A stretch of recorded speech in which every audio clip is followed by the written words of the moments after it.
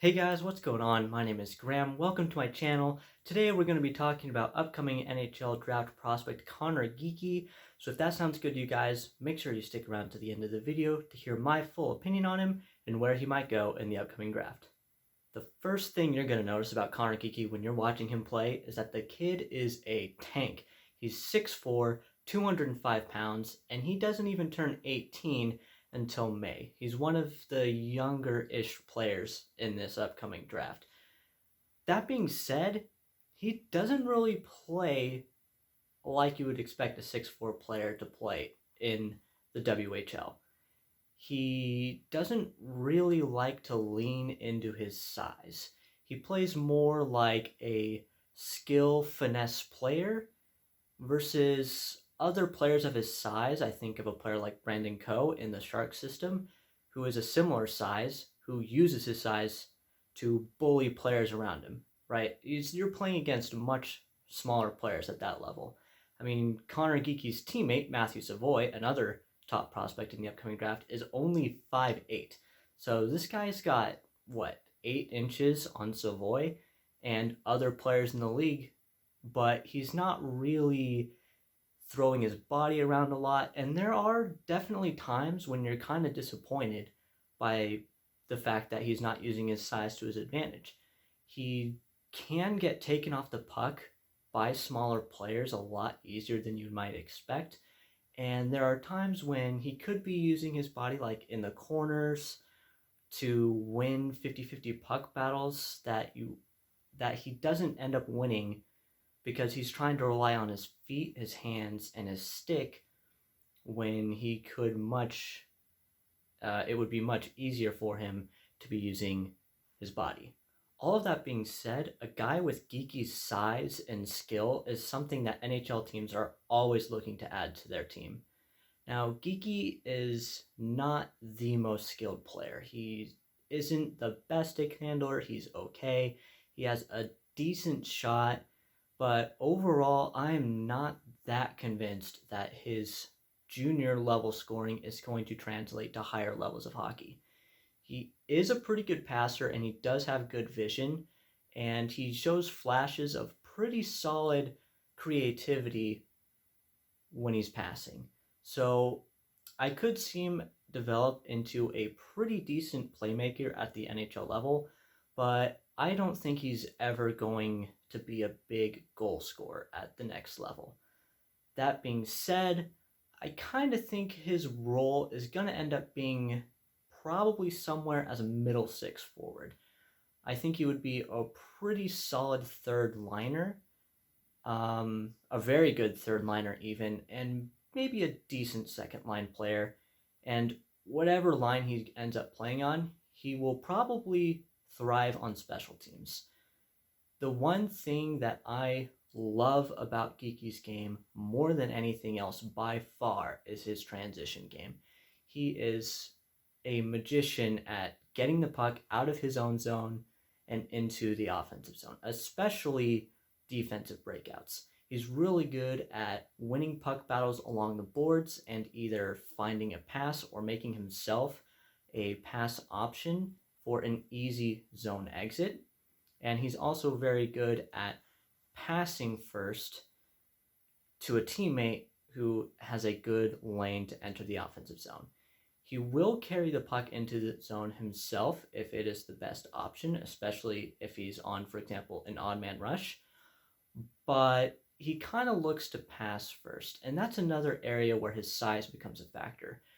A guy with his size, you would expect, would be more of a dominant force, more of like a power forward, able to just run through guys to get into the offensive zone. And Geekie doesn't really do that too much. I am especially impressed with Geekie's ability to clear the defensive zone. And for that reason, I think he'll be an excellent penalty killer.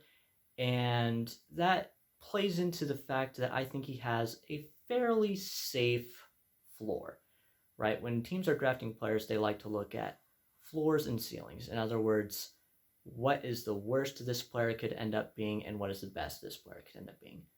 And as I hinted at earlier, I don't think Geekie has a super high ceiling because I don't think his scoring will translate that well to the NHL, at least his goal scoring. He could be a decent playmaker, but he is pretty good defensively. And like all junior players, he does have defensive deficiencies. He will at times kind of just be skating around the defensive zone, not really doing anything. He will be guilty of a bad turnover on occasion. And again, he will occasionally get beaten off the puck in the defensive zone by a smaller player that you would not expect to beat him. However, Geekie has proven to me, at least, that he does have what it takes to play at least a solid bottom six role in the NHL. Geekie is also a sneaky, dangerous option to create offense on the penalty kill. Because he's so good with his transition play and he has good vision, he can set up plays from the defensive zone while on the penalty kill. If he sees an opportunity for either himself or a teammate to get a odd man rush the other way, then he's going to jump on it all day. That does, of course, come with its own risk. Geekie is really good at anticipating the play, so even if he's away from the puck, he is still going to be transitioning either from defense to offense or the other way around. But occasionally, things don't go to plan, the play doesn't happen the way he's reading it, or a really good pass gets intercepted. It does happen, and that can leave him behind the play on defense. It doesn't really happen on the penalty kill too much because, it's the penalty kill. He's, not going to take too many risks. But at 5-on-5, occasionally he does get beat and looks kind of dumb because the play is suddenly going the other way and he's stuck in the neutral zone. All of this being said, where do I see Geekie going in the draft?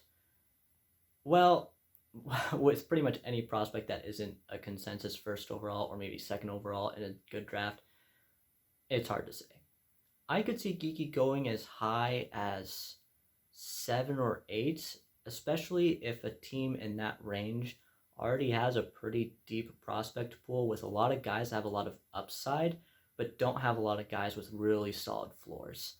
In that case, I think a team would be willing to pick him up to bolster maybe their middle 6, bottom 6 forward needs going into the future. I think of teams like Anaheim that might be in this range that could be a fit for Geekie. I could also see him going as low as early 20s, and if you're a playoff team, because at that point you're into the playoff teams of the draft, you're probably gonna want to pick up Geekie, especially if you're somewhat close to contending. Geekie, for my money, is one of the more NHL ready players in this draft. I think he probably needs like one more year in juniors, and then I think he'll be ready for that jump. And he could play a pretty good role right away in the bottom 6. So if you're a contending team, like, adding depth like that is awesome. So if you can get him at 20, 22, one of those teams, I think that's a great pick. For everybody else in between, it's kind of up to what the team need is, depending on your drafting philosophy. For a team like San Jose, for example, we're probably going to be drafting around 10 or 11 overall, which is around the consensus for Geekie. Most scouts have him ranked in that range. I don't think Geekie is a great fit in that organization just because, for my money, they already have a lot of guys that kind of fit a similar role. They might not be as good in the transition game as Geekie is, but they do have kind of a lot of forward prospects who will probably end up being middle 6 to bottom 6 forwards.